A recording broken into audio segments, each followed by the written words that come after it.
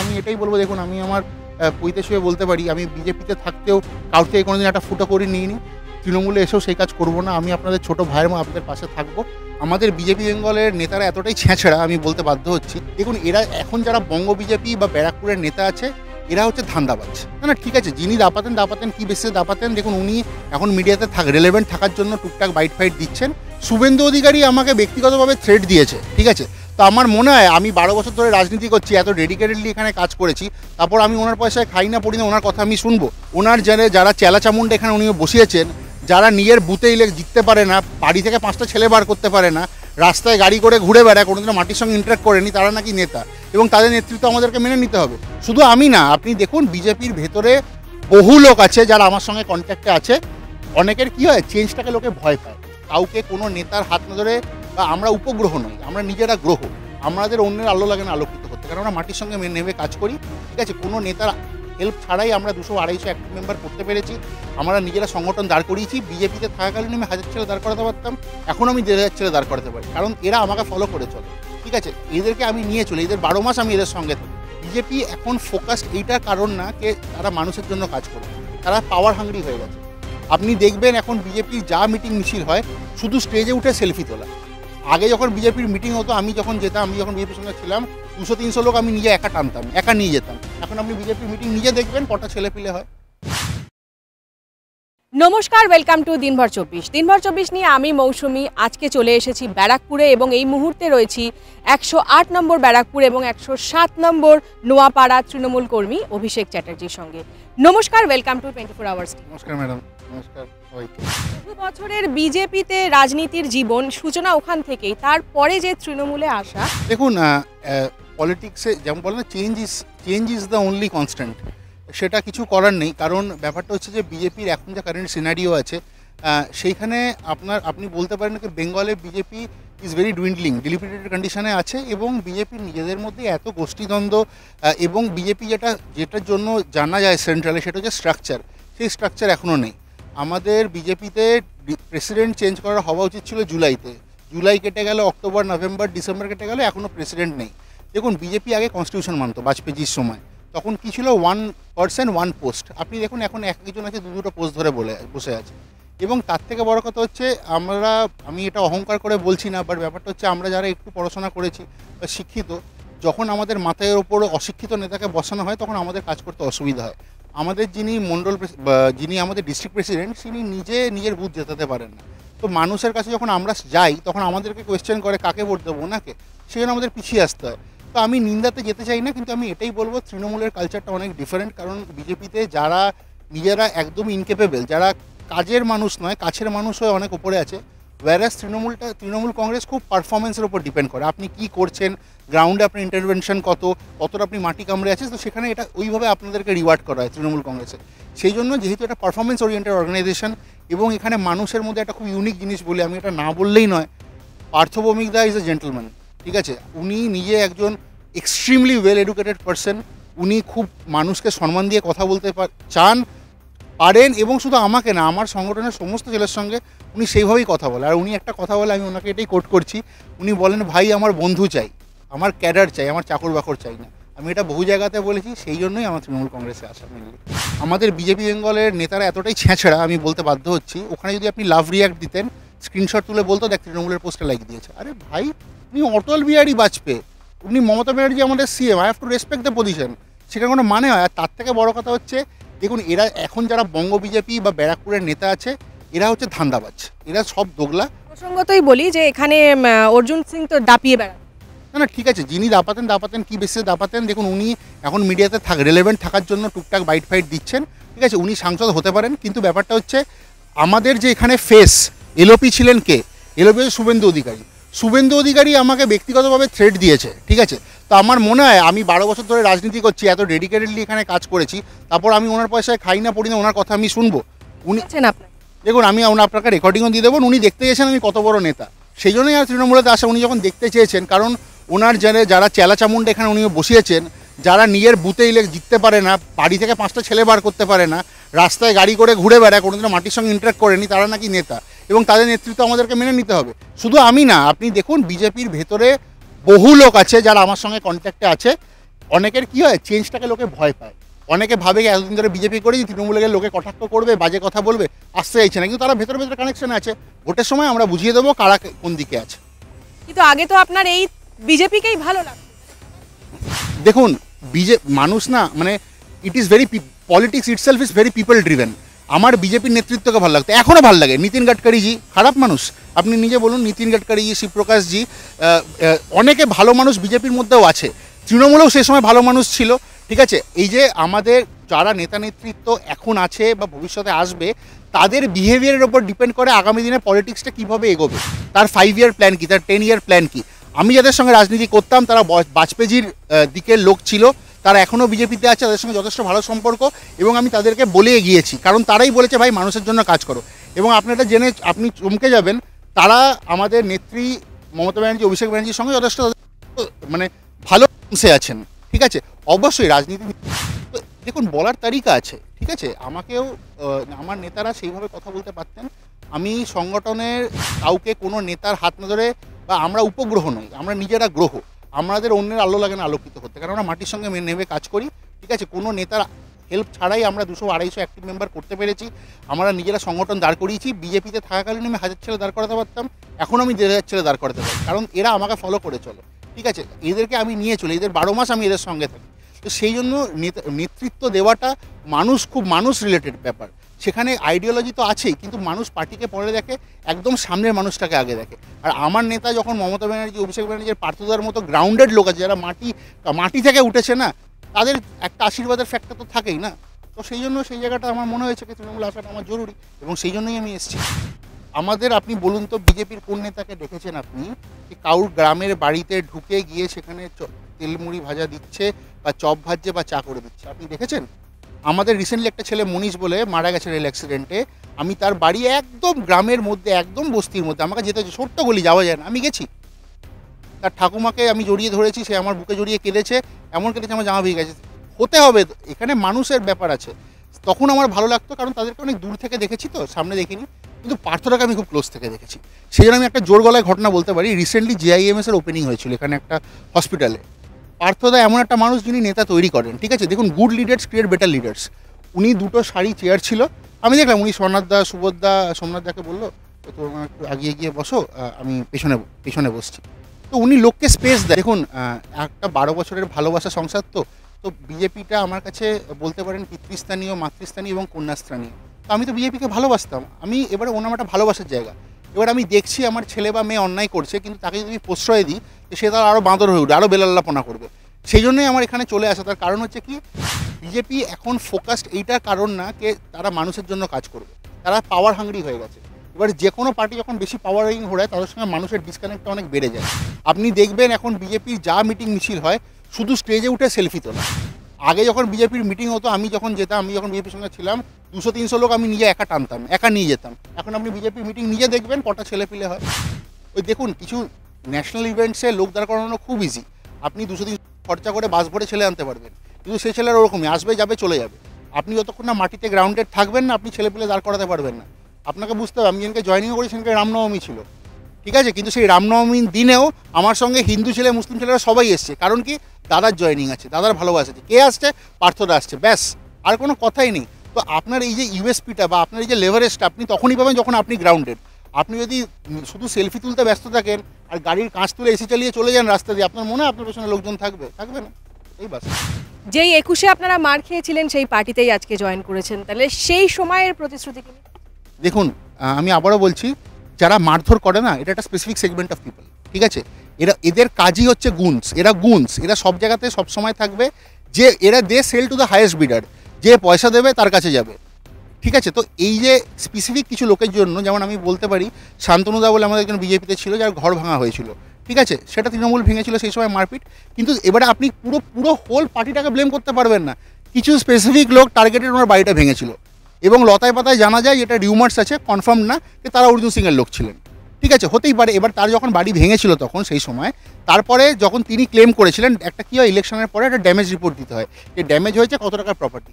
তখন মানলাম যেটা হয়েছে। পার্টির কি করা উচিত ছিল, যখন সে রিপোর্টটা পাঠিয়েছে পার্টি ওপরে, এই লোকটা এত টাকা ক্ষতি হয়েছে, সেখানে ভ্যালু অ্যামাউন্টটা 0 ছিল। এবং অর্জুন সিং বহুত অ্যাসপেক্টে নিজের পার্টির ঘরের লোকেদের সঙ্গে খুব বাজে বিহেভ করেছে, পার্টি কোনো ডিসিপ্লিনারি অ্যাকশন নেয়নি। তো একবার দুবার তিনবার কতবার মানুষ সহ্য করবে? তা আমার মতো সাধারণ কর্মী যারা মাটির সঙ্গে জুড়ে আছে, পার্টির প্রতি যারা ফেথ হারিয়ে ফেলেছে, কেউ বসে আছে, কেউ চলে এসছে, সাহস করে চলে আসতে পেরেছে আমার মতো, যারা সাহস করে চলে আসতে পারেনি তারা আইদার ইলেকশনের আগে আসবে, নাহলে তারা বিজেপিতে থেকেই আমাদেরকে সাপোর্ট করবে। যারা পার্টি চেঞ্জ করে তাদেরকে টিএমসিতে আসার পরে অথর্ব করে দেওয়া হয়, তো সেই জায়গাটাতে আপনি দেখুন, আমি কর্পোরেট ব্যাকগ্রাউন্ড থেকে বিলং করি, ঠিক আছে। আমি জীবনে কিছু না হলেও 5 থেকে 7টা মাল্টিন্যাশনাল কোম্পানি চেঞ্জ করেছি। আমার $210 বিলিয়ন বাজেট থাকতো, আইটির বাজেট, আমরা কাজ করতাম। তো সেখানে change is always very difficult. আপনি যখন নতুন জায়গায় যাবে আপনাকে প্রুভ করতে হবে। আমি আমার ক্যাপাবিলিটিতে বিশ্বাস করি, আমি জানি আমি কী কাজে ক্যাপেবল আছি না আছি, আমি আমার জায়গা ঠিক প্রুভ করে নেব।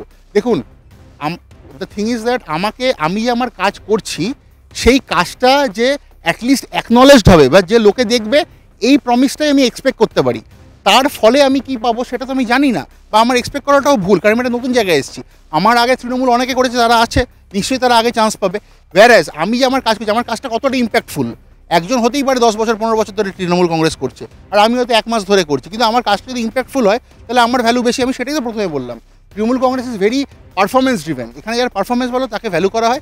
আমার এইটুকুনি কনফিডেন্স আছে কি আমার কাজ, আমার সিনিয়র লিডারশিপ পার্থদা, এবং হয়তো যদি হয় কপাল ভালো থাকে তাহলে মমতা ব্যানার্জি, অভিষেক ব্যানার্জি আমার কাজ দেখছে, আমাকে রেকগনাইজ করবে। যদি না হয় আমার একটু সময় লাগবে, কোনো ব্যাপার না। আমার বয়স আমার সঙ্গে আছে, আমার ভাইরা আমার সঙ্গে আছে, এর থেকে বেশি আমার আর কী চাই। বিজেপিতে থাকতে থাকতে সেই সময় পার্থদার আইডিওলজি ভালো লেগেছিল, তো এখন আপনি কাজ করছেন দাদার সঙ্গে, পরবর্তী সময় কি আবারও আপনার এই মাইন্ডসেটটা চেঞ্জ হতে পারে? দেখুন, মানুষ মোরাললেস একই থাকে, ঠিক আছে। কিছু কিছু কোনো মানুষই খারাপ হয় না, সিচুয়েশন তাকে খারাপ করে দেয়, এটা হচ্ছে বাস্তব। আমার এখনও বিজেপির সঙ্গে যাদেরকে আমি বিজেপিতে ভালো ভাবি, তারা আমার সঙ্গে ভালো সম্পর্কই আছে এবং থাকবে। তাদের সঙ্গে আমার পারিবারিক সম্পর্ক, তাদেরকে আমি বিভিন্ন অনুষ্ঠানে উইশ করি, ঠিক আছে। মানে গুড মর্নিং উইশ না করলেও, পয়লা বৈশাখ গেলেও কিছু গেলেও আমি তাদেরকে উইশ করি, তাদের সঙ্গে সেরকম থাকবে। দেখুন, মানুষের একটা নিজের পার্সোনাল অ্যাসপিরেশন থাকে, আমার নিজের একটা পার্সোনাল পলিটিক্যাল অ্যাসপিরেশন আছে। সেই গোলটার সঙ্গে পার্থদার যে অ্যাসপিরেশন বা আমাদের লিডারশিপের যে অ্যাসপিরেশন, সেটা এখন অ্যালাইন্ড। সেই জন্য আমি দাদার সঙ্গে আছি, দাদার ভিশনের সঙ্গে আছি। আর আমার মনে হয় বারবার দল চেঞ্জ করলে না, মানুষ আপনার ইন্টিগ্রিটি নিয়ে কোয়েশ্চেন করে। যে কারণে কী হয়েছিল, লোকের কাছে যখন আমরা গেছিলাম প্রচার করতে, বলছিল হ্যাঁ আমরা অর্জুন সিংকেই ভোট দেবো, তখন বলছো হ্যাঁ আমরা টিএমসিকে ভোট দেবো, তখন বলছি না আমরা বিজেপি থেকে এসেছি, তখন ওরা বলছে ও উনি এখন তাহলে বিজেপিতে আছেন। হ্যাঁ, তো আমি এরকম কনফিউশন ক্রিয়েট করা পাবলিক না। আমি লং টার্ম, আমি বিজেপিতেও 12 বছর ছিলাম, এবং আমি আশা করি এটুকুনি বলতে পারি, তৃণমূল কংগ্রেসে আমি যখন যোগ দিয়েছি, কিছু না হলেও আমি আমার দিক থেকে আমার যে ভিশন স্বপ্নগুলো আছে আমি চেষ্টা করব কমপ্লিট করার এই পার্টিতে থেকেই। তারপরে আমারও তো একটা বয়স হয়ে যাবে, আমিও নিজের লাইফে রিটায়ার করব। তো হোপফুলি আমি তৃণমূল কংগ্রেস থেকে রিটায়ার করতে চাই। শেষ প্রশ্ন, আগে স্লোগান ছিল জয় শ্রীরাম, আর এখনও জয় শ্রীরামই আছে, কথাটা হচ্ছে জয় সিয়ারাম, কারণ সীতামার নাম আগে নিতে হয়, ঠিক আছে। আমরা দেখুন, জয় শ্রীরাম এই স্লোগানটা না এখন ওয়েপানাইজ করে দিয়েছে, ঠিক আছে। একটা জিনিস বোঝাই, আপনি একটা হিন্দু মহিলা হয়ে যদি একটা রাস্তা দিয়ে হেঁটে যান, কেউ আল্লাহু আকবর চেল্লায়, তা আপনিও ভয় পেয়ে যাবেন। এবার ধরুন 100টা মহিলার মধ্যে আমি জয় শ্রীরাম চেল্লাম, তারাও কনফিউজ হয়ে যেতে পারে। দেখুন, ঠাকুর জিনিসটা খুব পবিত্র, এটাকে রাস্তাঘাটে নামিয়ে ওয়েপানাইজ করাটা ঠিকই না। আপনার যা ভক্তি আছে আপনি ঘরে রাখুন, মন্দিরে রাখুন, জয় শ্রীরাম। রাম মন্দিরে যখন মিছিল হচ্ছে সেখানে চেল্লান, ঠিক আছে, কিন্তু এই যে 2 দিন আগে একটা ভিডিও দেখছিলাম জয় শ্রীরাম বলে লোকের গাড়ি ভাঙছে, আরে ভাই কোনো মানে হয়? দেখুন, ভগবানকে বদনাম করবেন না, রাম আমাদের কাছে পবিত্র, ওনাকেও বদনাম করবেন না, আল্লাহ মুসলিমদের কাছে পবিত্র, বদনাম করবেন না, যীশু খ্রিস্ট খ্রিস্টানদের বদনাম করবেন না, ঠাকুরকে বদনাম করবেন না, কারণ আপনার পাপের ঘোড়া যখন ভরে যাবে না, মনে রাখবেন আমরা কিন্তু সবাই, সে খ্রিস্টান হোক, হিন্দু হোক, মুসলিম হোক, সবাই ওপর দিকে তাকিয়েই প্রণাম করি। তার মানে সবাই যখন ওপর দিকে তাকায়, একটা ভগবান তো আমাদেরকে সবই এক চোখে ক্রিয়েট করেছে, সবাই এই ধর্মটা আমরা বানিয়েছি মানুষরা। সেই জন্য আপনি যদি নিজের পাপের ঘোড়া ভরিয়ে নেন আর আপনি ভাবেন বাল্মীকি মুনির মতো হ্যাঁ ঠাকুরের নাম নিয়ে আমি করছি বলে আমি ঠিক আছি, এটা ভুল। কারণ মানুষ আলটিমেটলি ভগবান, সেই মানুষ আপনাকে যখন উত্তরটা ফেরত দেবেন, আশা করব আপনি সেই উত্তরের জবাব দিতে পারবেন বা কৈফিয়ত দিতে পারবেন। কারণ জীবনের শেষে আপনি আমি যেই হই না কেন, যখন যাব ওপরেই তো যাব, এই তো ওপরের দিকে আপনাকে প্রণাম করি, তখন কিন্তু সবাইকে এক দণ্ডে মাপকাঠি, মানে একই মাপকাঠিতে মাপা হবে আর কি। এই হচ্ছে। আমি যখন বিজেপিতে ছিলাম আমার ভাবনাও এরকমই ছিল, কারণ আপনি হয়তো দেখেছেন এই যে বিজেপিতে অটল বিহারী বাজপেয়ী বা আমাদের যারা লিডারশিপ আছে নীতিন গাডকারিজি, এদেরকে কবার আপনি ধর্ম নিয়ে বলতে শুনেছেন? আপনি বলুন তো, আপনি বলুন, যারা ভালো লিডার আছে, যারা দেশের জন্য করেছে, তাদের কবার আপনি এরকম ধর্ম নিয়ে কথা বলতে শুনেছেন? দেখুন, আমাদের লোকাল, আমি আবারও বলছি, বঙ্গ বিজেপি নেতাদের কন্টেন্ট নেই, কি করবে? ধর্ম ছাড়া বলবে কি? নিজে কি করেছে? নিজেদের কোটি কোটি টাকার প্রপার্টি আছে, ঠিক আছে, মাছের ভেড়ি থেকে বালির ব্যবসা থেকে শুরু করে তেলের পাম্প থেকে শুরু করে প্রচুর ব্যবসা আছে, কিন্তু ওনারা বলে কি হ্যাঁ তোমরা রেল অবরোধ করো। আরে রেল অবরোধ করো বলছে, আপনি জানেন আমার প্রচুর বিজেপির ছেলে আছে যারা রানাঘাট থেকে দুধ দই নিয়ে আসে, তাদেরকে সকালে শিয়ালদা পৌঁছাতে হয় এবং ছানার দোকানে দিতে হয়, তাহলে ছানা কেটে যায়। তুমি তো বললে রেল অবরোধ করে দিতে, তুমি তো বললে ট্রাফিক বন্ধ করতে দিতে, আরে তাদের এসেন্সিয়াল সাপ্লাইগুলো আসবে কী করে? তো এটাতে না পার্টির ভালোর থেকে পার্টির ক্ষতি বেশি হয়। আপনার নিজের ব্যবসা আছে, আপনার দুদিন পেট্রোল বিক্রি না হলে, দুবার মাছের ভেড়ি না গেলে আপনার ইনকামে খুব একটা ইম্প্যাক্ট হবে না, কারণ আপনার কাছে লাখ টাকা খুব কম। কিন্তু একটা মানুষ যে সারাদিন খেটে দিনে 500-600 টাকা কামায়, তার যদি তার মালিক বা মহাজন তাকে দেয়, তার কিন্তু সেদিনকে খাওয়া হয়ে গেল, আটকে গেল। সেই জন্য আমাদেরকে ভেবে এগোতে হবে, এইভাবেই এগোতে হবে। এটা আমার আগেও ভাবনা ছিল। সেই জন্য কোনো বাজে মিছিলে যেখানে মানুষের ক্ষতি হয় সে মিছিলে আমি কখনো নিজে যাইনি, আমার ছেলেদেরকেও যেতে দিইনি এবং ভবিষ্যতেও যাব না। অর্জুন সিং এর এই যে দুবার করে দলবদল, দেখুন উনি নিজের জন্য রাজনীতি করেন, উনি কারোর জন্য রাজনীতি করেন না, উনি বারবার পাল্টি খেয়েছেন। এবং আমি বলবো যে দুই পার্টিকেই বলবো, তৃণমূলকে বলবো, বিজেপিকে বলবো, যে যে মানুষটা এতবার পাল্টি খায় না, দেখুন আপনারা নিতে পারেন আপনাদের পলিটিক্যাল গোলস থাকে, ঠিক আছে, কিন্তু মানুষের কাছে সেই মানুষটার ইন্টিগ্রিটি ভ্যালুটা জিরো হয়ে যায়, কারণ তারা বুঝতেই পারে না যে তার ইন্টারন্যাশনাল গোলটা কী, ঠিক আছে। সেই জন্য এত ফ্রিকোয়েন্ট চেঞ্জ করা ভালো না, একটু সময় নিয়ে। আমি টিকিট পেলাম না বলেই যে আমাকে চেঞ্জ করতে হবে তার তো কোনো মানে নেই, একটু থাকা উচিত। হতেই পারে আপনি টিকিট পেলেন না, একবার অন্য কাউকে টিকিট দেওয়া হলো, কিন্তু আপনাকে আপনার জায়গাটা ধরে রাখতে হবে। আপনি মানুষের জন্য কাজ করুন, ঠিক আছে, আপনি এমনই কাজ করুন যে মানুষ তখন আপনাকে বলবে ওনাকেই টিকিট দেওয়াটা উচিত ছিল। কিন্তু আপনি টিকিট পেলেন না বলে যখন গেলেন না, তখন আপনার মানুষ স্বার্থপর হিসেবে ভাববে। তো আপনি যখন স্বার্থপর হয়ে গেলেন, আপনার ইমেজটা স্বার্থপরের ক্রিয়েট হয়ে গেল, সেই ইমেজটা ক্লিন করতেই আপনার অর্ধেক ভোটার লুজ হয়ে যাবে। তো আপনি বাকি ভোটে জিতবেন কী করে? 2026-এ কি দেখবেন? দেখুন 2026-এর ব্যাটেলটা খুব গুরুতর হবে, আমি এটাই বলতে যাচ্ছি। কারণ মোটামুটি বিজেপি তো বাকি স্টেটসগুলোকে কন্ট্রোল করে, বেঙ্গলের ওপর এখন উঠে পড়ে লেগেছে, ঠিক আছে। এবারে বেঙ্গলটা এতটাই সেন্সিটিভ, কারণ বিজেপি বারবার ট্রাই করেছে, অনেক ফেস, দিলীপ ঘোষ থেকে শুরু করে, সুকান্ত থেকে শুরু করে, শুভেন্দু থেকে শুরু করে অনেকগুলো ফেস ট্রাই করেছে। দেখা যাক কী করে। তো আমি লোকেরটা নিয়ে আবারও বিবেচনা করবো না। আমি বারবার বলি নিন্দা জিনিসটাই খারাপ, সে যে পার্টি করুক না কেন, যে ব্যক্তি করুক না কেন, কারণ তাহলে আপনি নিন্দুক হিসেবে প্রতিষ্ঠিত হবেন। আমরা আমাদের কাছে ফোকাস করছি, আমাদের আইপ্যাকের সঙ্গে কাজ হচ্ছে। আমরা এই বিএলএ লেভেল 2 যেটা আছে, মানে ভোটার লিস্ট রিকনসিলিয়েশন করা, ফেক ভোটার্স বা ইমিগ্রেন্ট ভোটার্স বা ডেড ভোটার্স, এদেরকে এলিমিনেট করছি, ভোটার লিস্টটা রিকনসাইল করছি যাতে পরিষ্কার থাকে। আমরা আমাদের কাজ করছি। আর বাকি যেসব আমাদের বড় বড় যেগুলো স্টেট লেভেল ইনিশিয়েটিভস, যেমন যেগুলো আছে কন্যাশ্রী, ফন্যাশ্রী, স্বাস্থ্যশ্রী, এগুলো আছেই। তাছাড়া মানুষের জন্য মাটিতে নেবে কাজ করে। এই যে হসপিটালটা খুললো, কত লোকে উপকৃত হবে। প্লাস ছোটোখাটো যেগুলো ইনিশিয়েটিভ আছে, ধরুন কারোর শরীর খারাপ হলো, এই করো, হসপিটালে যাওয়া, কারোর কোনো ছোটোখাটো বাড়িতে পুজো করছে সেখানে গিয়ে অ্যাটেন্ড করা, ব্যাস এইটুকুনি কাজ করলেই মানুষ বেশি চায় না। দিদি মানুষ মেনলি এটাই চায় যে আমার পাশে আমার নেতারা পাশে থাকুক। রাতে ফোন করলে, বিপদে পড়লে, আমি বার্নিং ঘাটে যাচ্ছি, আমার 2টো ছেলে আছে বাড়িতে, 2জন কাঁধ দিয়েছে আর 2টো ছেলে নেই, ওই 3 নম্বর বা 4 নম্বরের কাঁধটা আপনাকে হতে হবে। আপনি যদি সেই 3 নম্বর বা 4 নম্বরের কাঁধটা হতে পারেন, সেই মানুষটা বা তার পরিবার সারা জীবনের জন্য আপনার। একটা হচ্ছে চাকরি, আর তার বিপদের দিনে তার পাশে দাঁড়ানো। এই দুটো আপনি যদি ঠিক করতে পারেন, আপনি এমনি নেতা। মুর্শিদাবাদ ইস্যু এবং তারপরে বিভেদের রাজনীতি হিন্দু এবং মুসলিম নিয়ে, এটাকে কিভাবে দেখছেন? দেখুন আমার যেটা মনে হয় না, এই যে মুর্শিদাবাদের যে কেসটা হলো, তো সেখানে আপনি হয়তো দেখেছেন রিপোর্টে বেরিয়েছিল উড়িষ্যা থেকে কিছু ইমিগ্রেন্টস আনা হয়েছিল যারা এগুলো করছে। আর আমি আবারও বলবো, মানে আমার বলতে খুব খারাপ লাগে যে দেখুন যেগুলো বর্ডার সেন্সিটিভ এরিয়াস না, সেখানে এগুলো করানো হয়। স্পেশালি কেন করানো হয়?